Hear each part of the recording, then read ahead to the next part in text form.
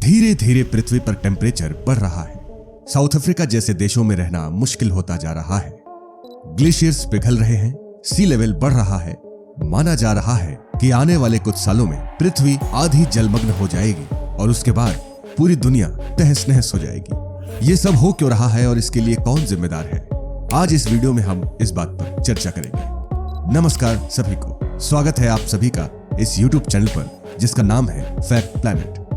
हमारी पृथ्वी के तबाह होने का सबसे बड़ा कारण है ग्लोबल वार्मिंग। तो ग्लोबल वार्मिंग है क्या? ये कौन कर रहा है? इसके लिए कौन जिम्मेदार है? इसे हम कैसे रोक सकते हैं और इससे हमको और हमारे पृथ्वी को क्या नुकसान हो रहा है, ये सब हम जानेंगे अब आगे इस वीडियो में।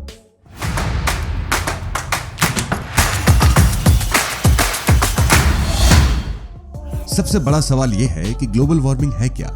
तो ग्लोबल वार्मिंग को साफ शब्दों में समझा जाए तो ग्लोब यानी हमारी पृथ्वी और वार्म यानी गर्म होना। हमारी पृथ्वी गर्म कैसे हो रही है? बेसिकली होता ऐसा है कि सूरज की किरणें हमारी पृथ्वी पर आती हैं और वो टकरा कर वापस जाती हैं, लेकिन एटमॉस्फेयर में कुछ गैसेस ऐसी हैं जो उन किरणों को वापस नहीं जाने देती और वो किरणें पृथ्वी पर ही रह जाती हैं और इसकी वजह से ग्लोबल वार्मिंग होती है। इस पूरे प्रोसेस को हम ग्रीन हाउस इफेक्ट भी कहते हैं और इन गैसेस को ग्रीन हाउस गैसेस बोलते हैं। Carbon dioxide, methane, nitrous oxide, synthetic fluorinated gases और कुछ दूसरे एयर पोल्यूटेंट्स, इन सभी की वजह से ग्लोबल वार्मिंग हो रही है। लेकिन ये गैसेस इतनी ज्यादा मात्रा में एटमॉस्फेयर में आ कैसे रही हैं? इसका जवाब है ह्यूमन। जी हाँ, हमारी ही कुछ ऐसी एक्टिविटीज होती हैं जिसकी वजह से बहुत ज्यादा कार्बन डाइऑक्साइड और दूसरी गैसेस प्रोड्यूस होती हैं और ग्लोबल वार्मिंग बहुत ज्यादा हो रही है। लास्ट कुछ सालों में हम लोगों ने फॉसिल फ्यूल्स जलाना यानी कोल, ऑयल, गैसोलीन, नेचुरल गैसेस और फ्लोरेसेंट्स का यूज करना बहुत ही ज्यादा कर दिया है। क्योंकि हमारी पॉपुलेशन बढ़ रही है तो हम नई कार खरीद रहे हैं, टू व्हीलर खरीद रहे हैं, एसी खरीद रहे हैं, रेफ्रिजरेटर खरीद रहे हैं। हमारी डिमांड्स को पूरा करने के लिए बहुत सारी इंडस्ट्रीज बन रही हैं। इन सभी की वजह से कहीं ना कहीं कार्बन डाइऑक्साइड का लेवल एटमॉस्फेयर में बहुत बढ़ रहा है। कार्बन डाइऑक्साइड एमिशन का सबसे बड़ा सोर्स फॉसिल फ्यूल्स को जलाना, पेड़ों को काटना और एग्रीकल्चर के लिए जमीन की सफाई करना है। मीथेन गैस कुछ एग्रीकल्चर एक्टिविटीज की वजह से, कुछ वेस्ट मैनेजमेंट की वजह से और कुछ बायोमास बर्निंग की वजह से निकलती है। Nitrous oxide gas mostly fertilisers से निकलती है और कभी कभी फॉसिल फ्यूल्स को बर्न करने पर भी निकलती है। वैसे तो सारी ही गैसेस ग्लोबल वार्मिंग के लिए रिस्पॉन्सिबल हैं, लेकिन सबसे ज्यादा जो गैस रिस्पॉन्सिबल है वो कार्बन डाइऑक्साइड है। तो आइए अब जानते हैं कि कौन सी इंडस्ट्री कितना कार्बन एमिशन करती है। सबसे पहले टोटल कार्बन एमिशन में से 25% carbon emission electricity and heat production industry से होता है, जो कि मेनली कोयला और नेचुरल गैसेस बर्न करते हैं। उसके बाद लगभग 24% कार्बन एमिशन एग्रीकल्चरल वर्क से होता है, जिसमें कैटल फार्मिंग, डिफॉरेस्टेशन जैसी चीजें शामिल हैं। बड़ी बड़ी इंडस्ट्रीज जैसे cloth industries, food and beverage industries, cement industries और भी बहुत सारी इंडस्ट्रीज में ऑन साइट कोल बर्निंग और दूसरी मेटलर्जिकल प्रोसेसेस से लगभग 21% कार्बन एमिशन होता है। और इसके बाद ट्रांसपोर्टेशन जैसी और बाकी दूसरी एक्टिविटीज से कार्बन एमिशन होता है। अब हम बात करते हैं कि विश्व में कौन से देश कितना परसेंटेज ऑफ कार्बन एमिशन करते हैं। सबसे फर्स्ट है चाइना, जो 30% कार्बन एमिशन करता है क्योंकि वहां बहुत सारी इंडस्ट्रीज हैं। दूसरा नंबर यूएसए का आता है जो पूरे विश्व में 15% कार्बन एमिशन करता है। तीसरा यूरोप जो 9% कार्बन एमिशन करता है।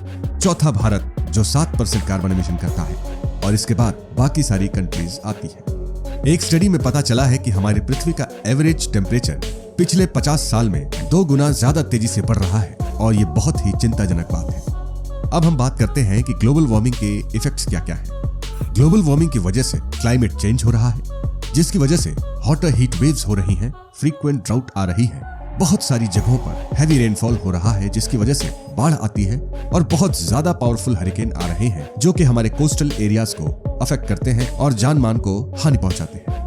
ग्लोबल वार्मिंग की वजह से ग्लेशियर्स पिघलते जा रहे हैं, सी लेवल बढ़ता ही जा रहा है। माना जाता है कि हमारे खेत यानी फार्म्स, विलेजेस और सिटीज में कुछ नए पेस्ट्स का भी सामना करना पड़ेगा। प्लांट्स और एनिमल्स की कुछ स्पीशीज एक्सटिंक्ट हो जाएंगी, एलर्जी, एस्थमा और इन्फेक्शियस डिजीज बढ़ जाएंगी, जिसका हाल ही में हम एग्जाम्पल देख पा रहे हैं और वो है कोविड-19। ग्लोबल वार्मिंग कम करने के लिए हम हमारी तरफ से क्या प्रयत्न कर सकते हैं? नंबर 1, हम ये इंश्योर कर सकते हैं कि हम जो भी इलेक्ट्रिकल अप्लायंस लें, जैसे टीवी, रेफ्रिजरेटर, वो हमेशा 5 स्टार लें जो इलेक्ट्रिसिटी सेव में हेल्प करता है। नंबर 2, हम हमेशा ध्यान रखें कि हमारे घर की कोई भी लाइट, पंखा या एसी बिना वजह के ना चल रहा हो। नंबर 3, हम जो कार लें वो अच्छी माइलेज देने वाली हो और जिसका कार्बन एमिशन कम हो, ऐसी कार हम देखकर खरीदें। नंबर 4, वक्त वक्त पर हम पब्लिक ट्रांसपोर्ट और कार पूलिंग जैसी चीजों का भी यूज कर सकते हैं। नंबर 5, अगर घर में 4 लोग हैं और 4 एसी चल रहे हैं तो हम ये कोशिश कर सकते हैं कि चारों लोग एक ही कमरे में बैठें जिससे एक ही एसी चले। तो इन्हीं छोटी छोटी चीजों को ध्यान में रखकर हम कहीं ना कहीं ग्लोबल वार्मिंग को कम करने में मदद दे सकते हैं। आज के इस वीडियो में बस इतना ही। उम्मीद है कि आपको पता चल गया होगा कि ग्लोबल वार्मिंग क्यों होता है, किस वजह से होता है और इसको रोकने के लिए हम हमारी तरफ से क्या प्रयास कर सकते हैं। अगर आपको ये वीडियो पसंद आया हो तो लाइक कीजिए, चैनल को सब्सक्राइब कीजिए, कमेंट बॉक्स में बताइए कि आगे आपको और कैसे वीडियोस चाहिए। ये वीडियो यहाँ तक पूरा देखने के लिए धन्यवाद।